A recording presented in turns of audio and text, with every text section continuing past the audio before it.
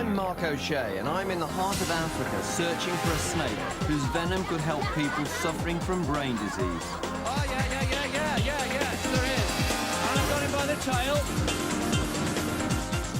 The trouble is, it's hard to catch this snake from land, and there's danger in these depths.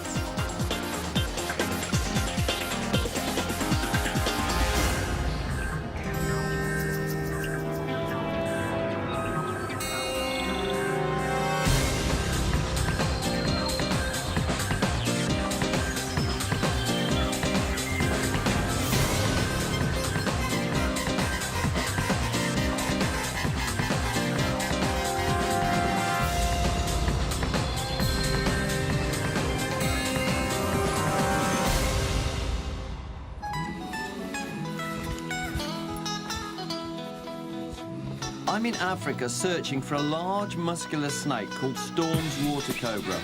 This lake, surrounded by these hot rocks, is the only place in the world it's known to live.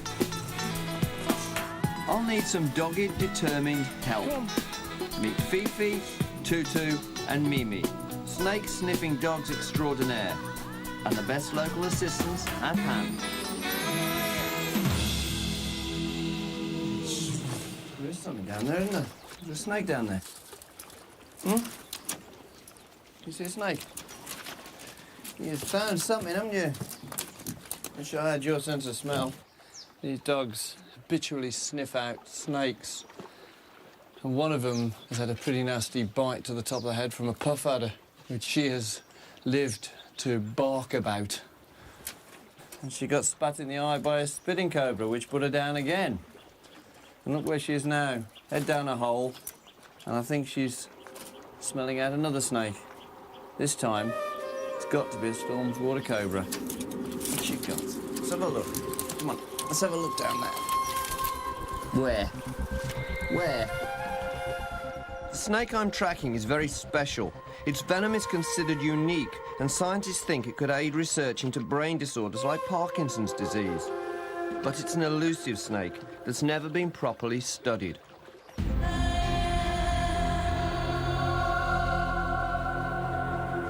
This is the only known film of the cobra, so my first task is to make sure the water cobra is still in these waters.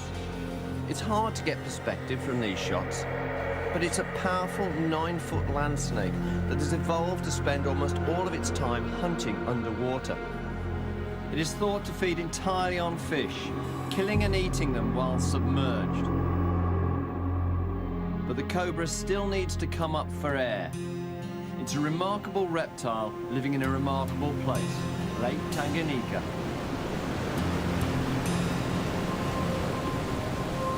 This is Colombo Falls, on the river that separates Zambia from Tanzania. And at over 700 feet high, this falls is the second highest single drop falls in Africa. It's like a giant tap that never turns off, every day pouring millions of gallons of water into this vast lake. My search for Storm's water cobra is taking me to the southern tip of Lake Tanganyika, deep in Central Africa, right on the border between Tanzania and Zambia. It's the longest lake on the planet. At 420 miles long and 1 mile deep, it holds 1/6 of the world's fresh water. And that's enough to submerge the entire United States of America by 6 feet. This immense lake is where I have to search, because this is the only place in the world that this water cobra can be found.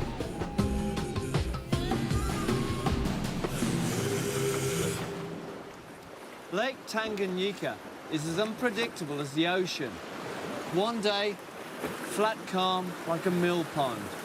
The next, the waves are breaking on the rocks.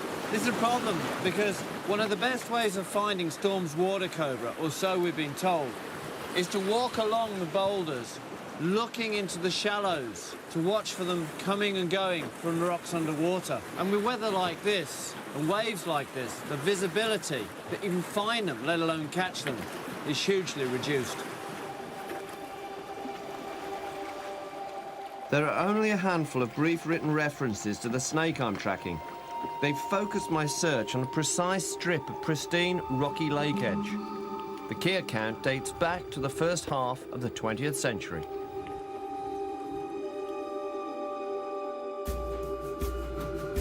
According to native reports, which my own experience confirmed in some points and contradicted in none, when the sun rises and strikes the rocks, the cobras emerge from their retreats beneath them and bask for a short time on top of the rocks. We saw 4 in little over 3 hours. I hired a boat and cruised very quietly along shore, peering through the clear waters of the jumbled boulders. At last we saw a great head coming out from beneath a rock of a large cobra which I estimated at about 8 feet. So that's how I'll search for the water cobra. I'll begin on the rocks, then continue by boat, but ultimately, to catch this cobra, I've got to take to the water too.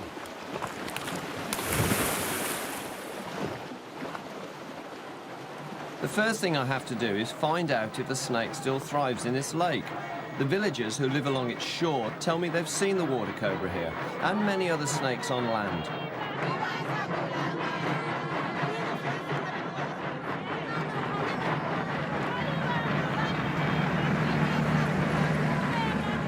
These people fear all snakes, and I've got a feeling they're going to keep me busy. This is remote, uncharted territory, home to some of Africa's most venomous snakes. We're 12 hours away from medical aid, so we've brought an expedition doctor with us, Dr. Michael Mbambiko. Hopefully we're not going to need his services.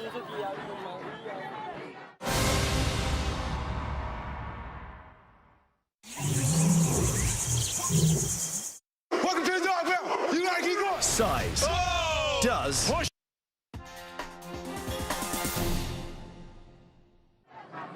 I've asked the locals to let me know about any snakes they spot in the hope that they'll lead me to a water cobra. My first call out has a cast of thousands.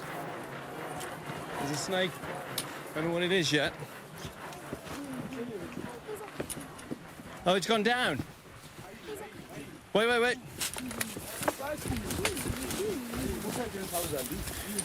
Not yet, I haven't. It's gone underneath. I can't see you.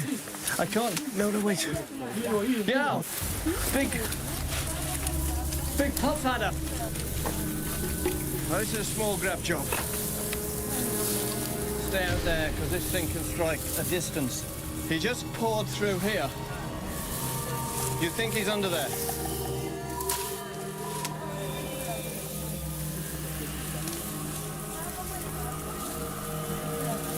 That goes right the way through and out the other side. This was a big snake. This, I would estimate, probably had a body as fat as my arm, because I saw the latter end of the body and the tail. And I think we're looking at a 4-foot, 5-foot snake there. But I'm not satisfied with just the sighting of the snake. I want to catch it, and eventually my team sniffs out what looks like a typical trail. Ooh, yes, it's a snake trail. Could quite easily be a puff adder, because they've got quite a short but fairly thick-set tail. And if that's following behind, it's going to leave its own trail inside the trail left by the body.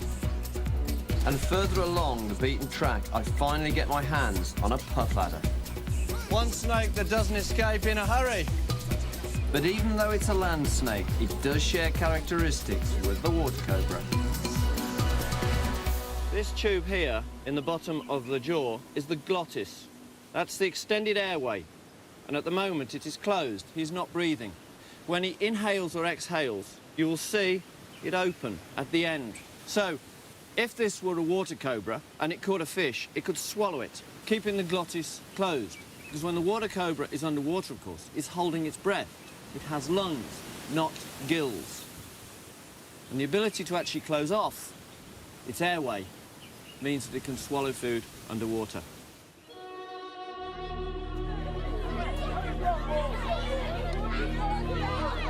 Which house? In here. Okay. The people here Yeah. are keeping me very busy. This time, a cobra has startled a villager using a lakeside outhouse. Well, they've been watching this, but they haven't watched it good enough as far as I can see. You can watch me take a bath, but I can't find a cobra, spitter or otherwise in here. I think it's slipped out. This fencing is quite thick, so you could lose a snake in it. Oh, yes, there is. Yeah. And I've got him by the tail, and I'd say it's a forest cobra, and he's going through. If it comes out the back, shout me. I'm winning.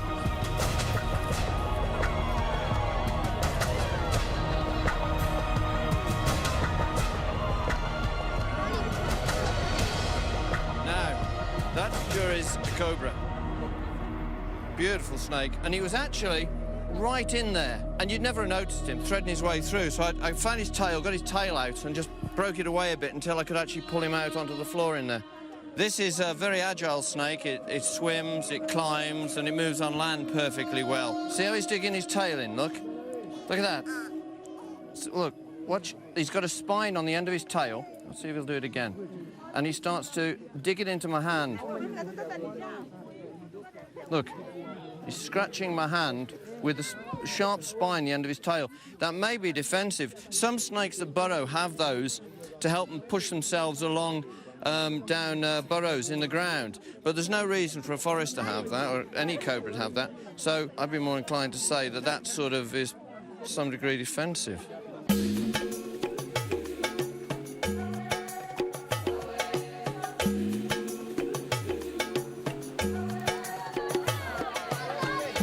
My expertise seems to have earned me quite a following.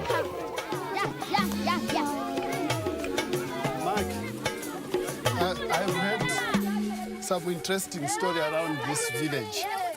You have a new name. I have a new name. Yeah? They're calling you Congolo. There's a very good witch doctor from Congo. He's called Congolo. They say you are so good with the snakes, so that's why they call you Congolo. Oh, well, that's praise indeed, isn't it? Yeah. Okay. The water cobra's venom is thought to be unique and very powerful. If I can find the snake, I plan to milk its venom for medical research. But because this location is so remote, I've had to bring a mobile laboratory with me. It may be an occasion that calls for my so-called magic powers. This kit contains everything I need to complete the job. By all accounts, this is an incredibly difficult snake to handle. Nobody has ever milked one for its venom. It's a quest that almost needs 2 snake handlers. I want to christen the equipment. So here's the forest cobra I caught earlier. And invite him to bite Petri dish. The fangs have gone through the latex, and I'm gently squeezing the venom glands which are behind and below the eyes. And there you have it. Venom from the forest cobra. Locals describe this snake as treacherous. One slip of the hand and I could be in life-threatening trouble. So I secure the snake before I continue test driving my mobile laboratory.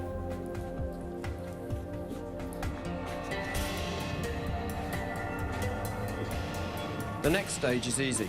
I now want to dry this venom. It'll look a bit like brown sugar. I'm going to desiccate it using a desiccator and indicator silica gel. I put the silica gel into the airtight desiccator, peel back latex on the opposite side, Petri dish, and put the venom in. The silica gel will now absorb all available moisture in that chamber, including all the moisture in the venom, and I will end up with dry crystalline venom, which is the way it's usually transported. The locals are proving to be excellent snake spotters. While I've been milking the forest cobra, a fine pair have turned up at my base. It's always nice when I've got my information spider's web in place and people are reporting snakes, then I can go and catch them. Sometimes people actually bring snakes in, and I don't encourage that. Even so, sometimes they bring in something that I've never seen before. For instance, these little bark snakes, perfectly harmless to man. They feed on geckos. But under my hat is something else. This little snake was brought in as a baby puff adder. Nearly right. It's actually a young snouted night adder. It is, after all, a sort of short, stocky little viper. But if you look closely, the scales on the night adder are smooth, whereas those of a puff adder have got a ridged keel. And if you look even closer, whereas most vipers, including the puff adder, have a vertically elliptical pupil like a cat, night adders have a round pupil, just like ours. It is a venomous snake, but the night adder venoms are not too strong. It wouldn't kill you. He feeds on frogs.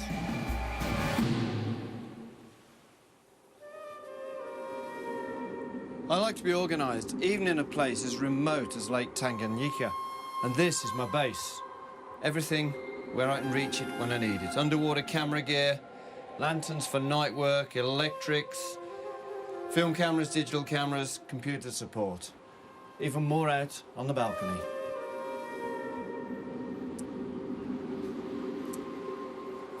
This is all my snake catching gear, library, laptop, laboratory, the dive gear in the corner, and I even have my own photographic studio. Meet Toby Veal. He's taking me to the feeding grounds of the water cobras. Toby trades in the tropical fish that fill the lake and knows these waters like the back of his hand. He's seen water cobras here in the past and he's totally tuned in to life on the lake. 2-3 metres out from the rocks. Could well have been, but we're coming up 5 metres, a little bit further. It says it's an otter, I think. Otter, I haven't seen him yet. Can you see it was further up? I'm sure it's an otter. Big head, it'd be an otter. I think it is an otter. There's no cobra gonna have a head as big as an otter. No, I think it was an otter. I figure. Get a few more pulse shouts like that before we get one.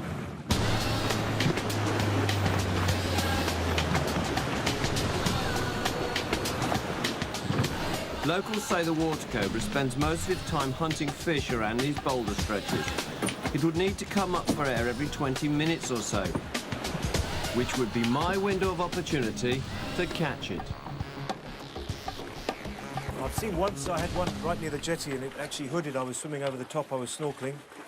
I went right over the top of it, it was lying in the sand. I must have been about a foot over the top of it. And Well, it hooded underwater? It hooded underwater. Oh, I haven't heard of them doing that. I've heard them hooding sort of when they've been fetched out onto land, but I've not heard of them hooding underwater. These boulders are baked by the hot African sun, and the snake is said to squeeze between them, soaking up the energy-giving heat, fueling itself to hunt in the lake. For the water cobras, these boulders are food stores, sanctuary, and giant battery chargers. The local name for the water cobra is mew. Which is short for Muriel, of course. Exactly. So why mew? Possibly because when it comes up for air, it makes a mew sound. I'd like to grab the water cobra from the boulders when it takes a breather from fishing, but it won't be easy. I'm not as nimble on these rocks as my snake dogs, but they can't use grab sticks. Come on. Somewhere down there, isn't there? Hey? You know there is. But how the hell I'm gonna get to it? Perhaps a sniff of a snake, but no sighting. Time for stage 2 of my search plan. I've learned a lot from the local people, and I'm adopting some of their techniques. Floodlight fishing. There's a wood, isn't there? Yeah, it is. That's a Yep, snake. yep, yep, Give me yep. him next. Yep, okay, don't move around him. There, Mark. there, there, I can't, there. Mark, can you turn your light down? Keep the light on it. Well, there are snakes active tonight after all. This is the harmless Lake Tanganyika water snake, found nowhere else in the entire world, that feeds on fish and frogs. This isn't the species we're specifically after, Storm's water cobra, but at least it's a snake. Another one there. Snake, turn, turn! Got him. Yeah, it's a water snake. If they're out, the cobras might be. Head of us. Got him. Baby water snake. There's one. He's swimming away. Pursuit, hot pursuit. Big snake. Coming towards us. It's coming straight towards us. Is it a water snake? He's into the net. Is it a baby? The lights attract the insects. The insects go in the water. The fish are attracted to eat the insects. The snakes are attracted to eat the fish. Another one. Snake, move over there. It looks bigger. Move, swimming away. He's mine, he's mine, he's mine. Bloody hell, they're everywhere. There's another one. Oh, dear. This is a great start. Proof that snakes are here in Lake Tanganyika.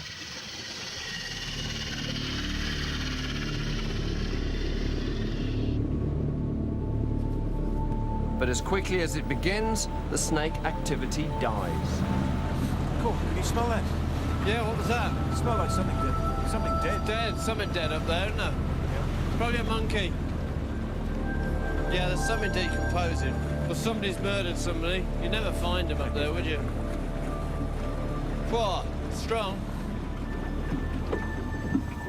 The snakes seem to have disappeared, but those lunatic snake dogs are still making themselves heard.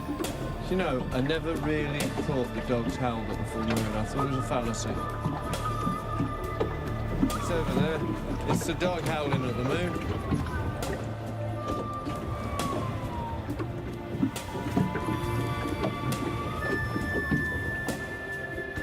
Dogs aren't the only animals moved by the moon. When a full moon lights up these waters, the snakes have nowhere to hide. So when the moon rises, the snakes lie low. Then I sail into an eerie swarm that could be another reason for the sudden lack of snakes. This is a huge swarm of jellyfish. It's almost a plague, Toby. Have you ever seen anything like this before here? This is awesome. We were here earlier on today, and there was nowhere near this concentration of jellyfish, and it's arrived within the last 8-9 hours, and it's a very, very heavy concentration of jellyfish. And I'm just wondering if it might affect the fish movement in the water. I'd think twice about falling overboard into that. I wouldn't be happy. I wouldn't like to swallow a mouthful. It doesn't bode well. Because if we don't attract the fish, we're not going to see any snakes.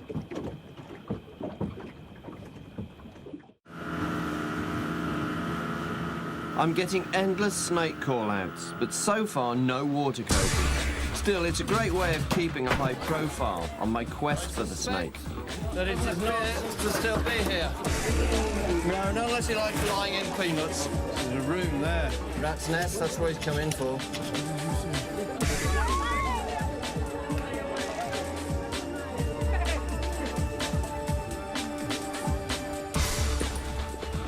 Okay, let's have a look. No, you've got your eye in, I haven't yet.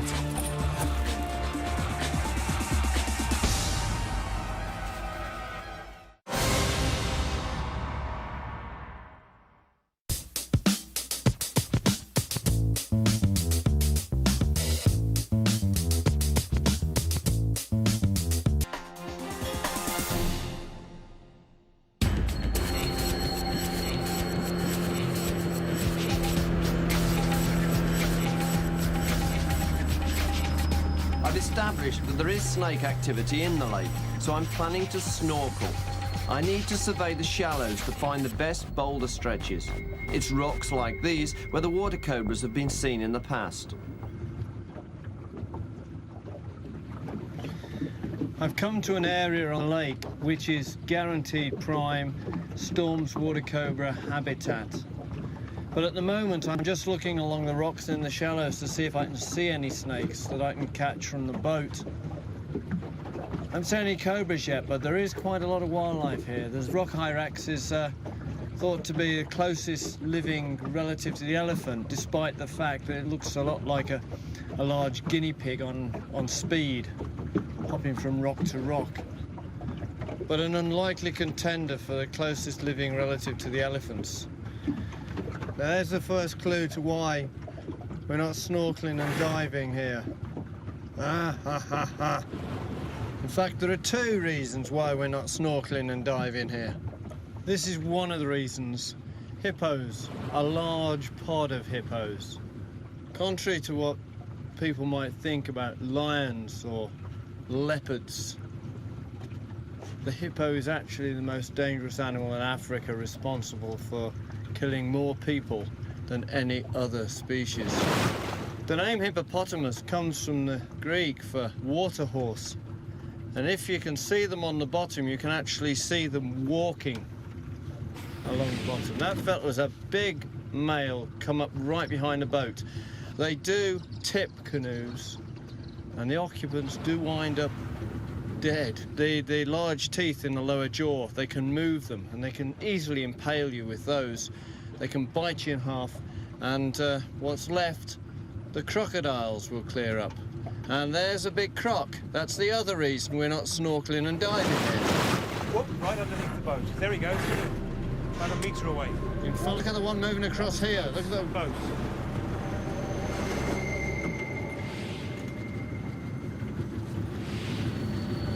We're following right on the tail, and here's a line of bubbles. Look, look, look.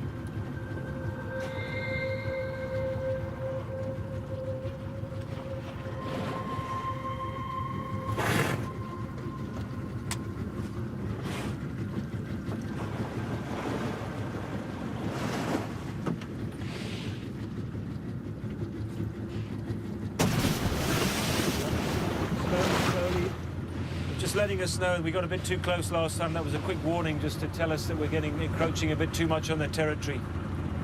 So I think we better move out of here. That was a nice little whack.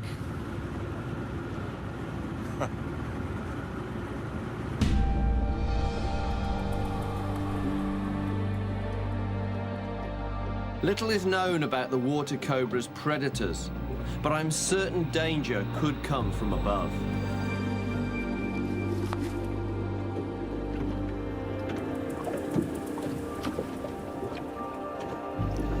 Storm's water cobra has few natural enemies, but that fish eagle is a potential predator.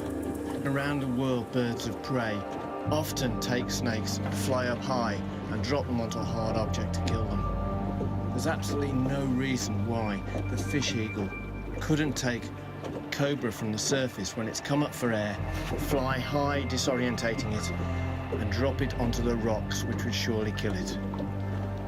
An easy meal for a predator like a fish eagle.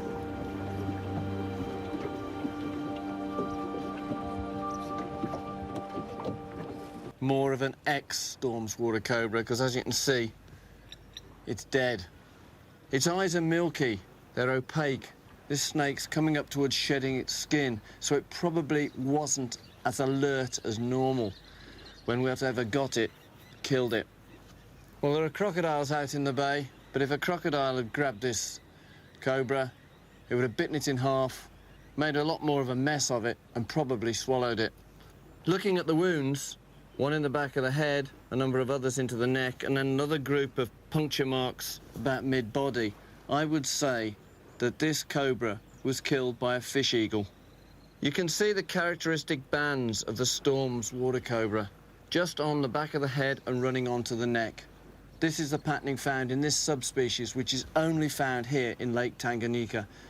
It does mean that they're active, they're about, and judging by the state of decomposition, which isn't hugely advanced, although it's a bit niffy, I'd say this one was alive less than 24 hours ago.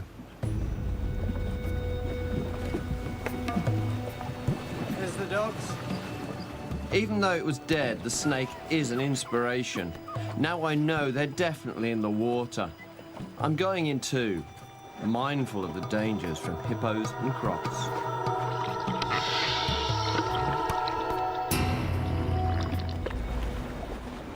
The fish fish life in here is just phenomenal. It's just alive. I mean, between me and those rocks, there's got to be a couple of thousand fish of all shapes, sizes, colours. It's just... I cannot explain what's under the water. Just bobbing around on the top of you just cannot envisage the fish life down here. This is like swimming around in a tropical fish tank.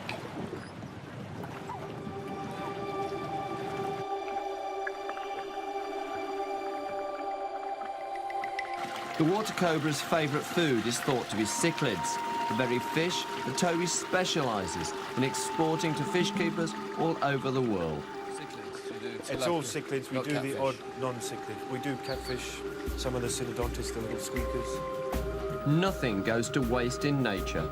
Toby has found a novel way of recycling dead fish.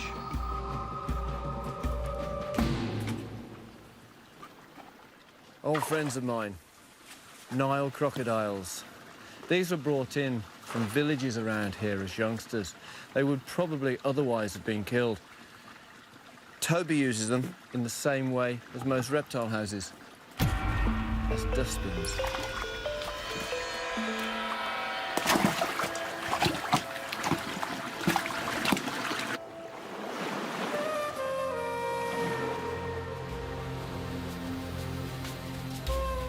These fish could be the key to finding the cobra, but I can sense that I'm about to get into deep water in my search for this elusive reptile.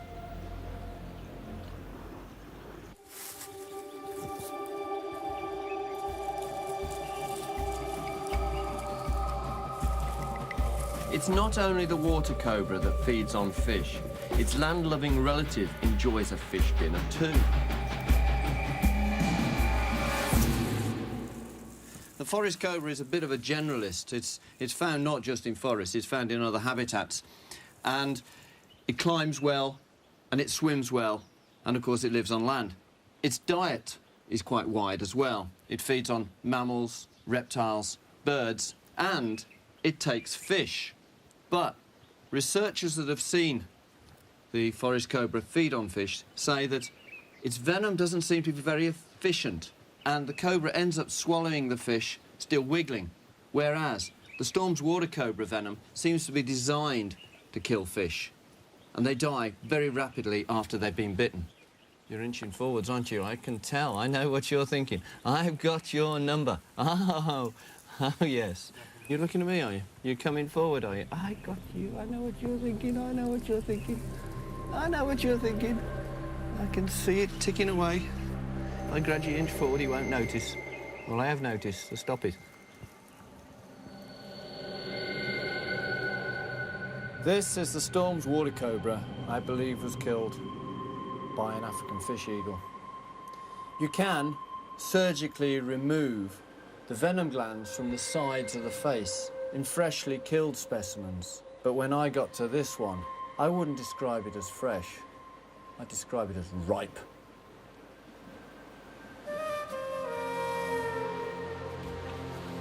So I still need a live water cobra. To further my search, I'm planning to scuba dive in Lake Tanganyika. I'll need a dive buddy. Who better than Pete McIntyre? He's a diving biologist who specialises in the fish that the water cobra eats. Pete McIntyre. Good to meet you. Nice to meet you too. I'm thinking of using grab sticks and nets underwater. I mean, nobody's done this before.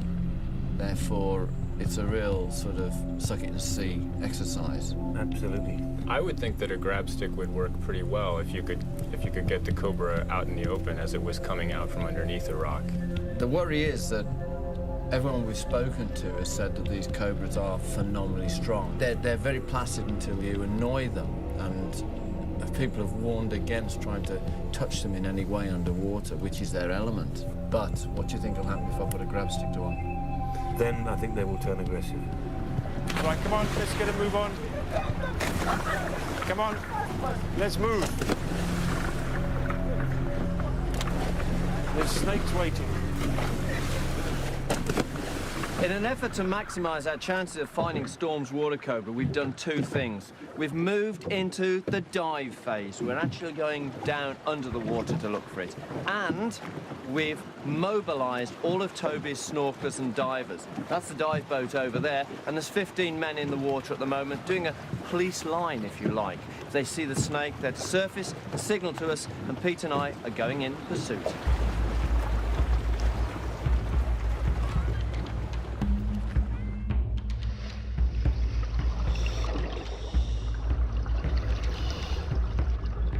This is ideal water cobra habitat. If we're lucky, we'll see the snake moving between the boulder crevices. The clarity of the water is pretty good. Piles and piles of boulders and loads of fish for them to feed on. And if the snake is out swimming, you'll see it, but they'd be difficult to catch here. You've only got one chance to grab them. As soon as you spook him, he's gone.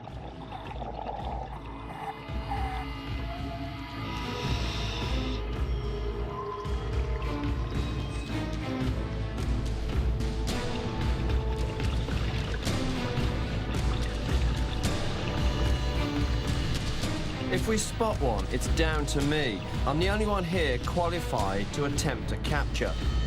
Apparently, it's a hellishly strong snake, and nobody has ever tried this before.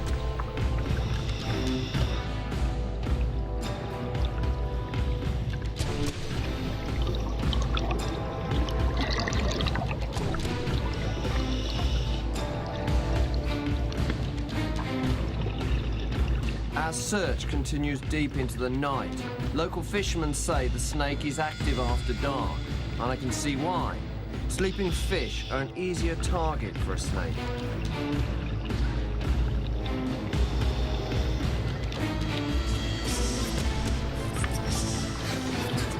This is a hazardous time to search. The narrow beam of light from my lantern means I could be swimming right next to the cobra, and I wouldn't see it, and it wouldn't see me.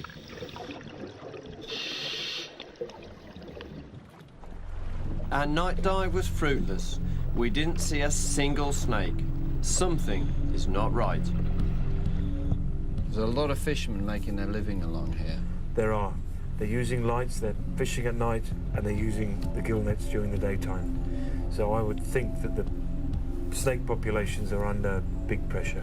You see, I mean, I've taken quite a few snakes out of gill nets in the past. A snake swimming into a gill net just keeps going. It hasn't got the sense to back out, and they end up getting quite twisted in there. And of course, they can only hold their breath for the 20 minutes or something like that, and they're gone. And I think probably the gill nets, they probably sense that there's a fish in the gill net. They go for the fish, they catch it, and then they get tangled in the net. I'm beginning to think gill net fishing is decimating the water cobra populations here. These nets are stretched for hundreds of feet along the shallows of the boulder lines. It's illegal in this area. The nets are designed to catch fish, but they also trap and kill snakes. The family look like they're sorting out a gill net, which is their means of providing their staple diet of fish. But of course, if they set them along these rocks, they're just as likely to catch and kill water cobras. As any snake getting tangled up in the net Will run out of air within a fairly short time, long before they come back to check the net. we move to a different part of the shore, an area where there's no obvious evidence of fishing.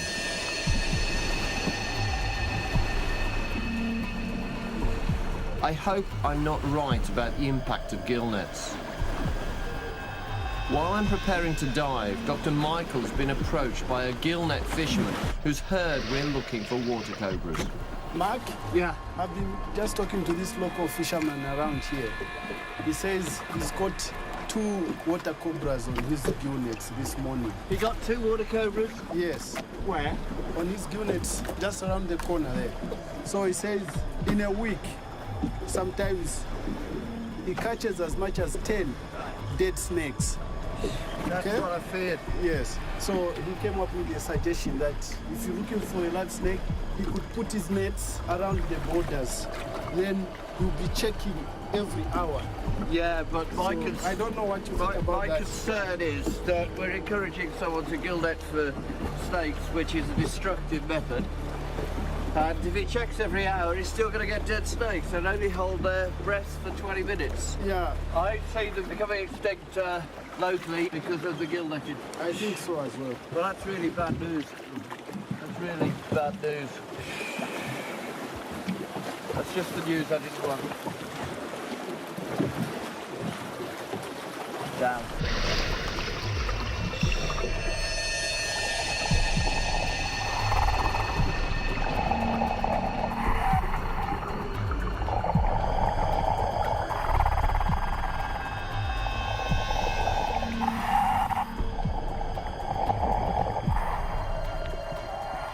And this is the reason why we're not finding snakes here.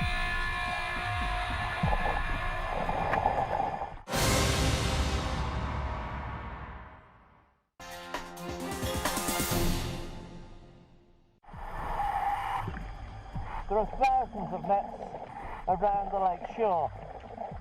The gill nets also catch water cobras. And the cobra can only hold its breath for 15 to 20 minutes. It's going to drown before the nets are taken up.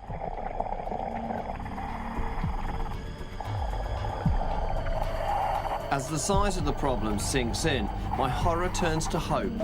One of our divers spots a live water cobra. We've just seen a water cobra. One of the divers has picked up a water cobra just on the point here. What, on the point with the pillars? On the point with the pillars with that little bay, and that little bay just on the point. It was about 1.5 meters long. Yeah, yeah. I saw it for about 3 seconds. It was straight into those big rocks and disappeared, but it's under some big, big boulders. So it's shallow. This was a rock-solid sighting by Toby's divers from only feet away. Maybe all is not lost. What was that? I touched something and it moved, I'm sure. Really? So one of the divers was just walking back across the rocks to reach the water this side, and he saw the snake in this crack here, and it headed up the crack somewhere up into the rocks. Into there, he saw it literally for 2-3 seconds. Nice. And he definitely saw the black stripes on the back. It's a water cobra. Yeah. I mean, This is not going to move, is it? This rock's way too big. No, we don't move these. But I'm sure I touched something and it moved in my hand then. I don't know what it was. I didn't grip it long enough to find out. It's our first sighting of a live one. So I'm not keen to give up just yet. He's going to fit into some pretty small gaps. Disappear in the blink of an eye. And this is not the kind of stuff you can sort of simply roll out of the way. Not easily without a bulldozer or something.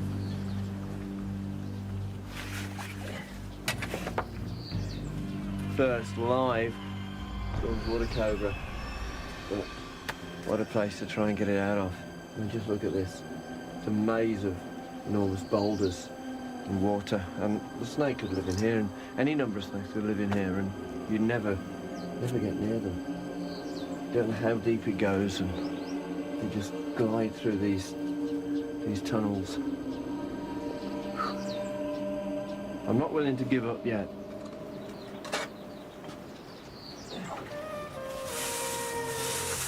Go find a snake. Go and find a snake. Go and find a snake. I came to the heart of Africa to find Storm's water cobra.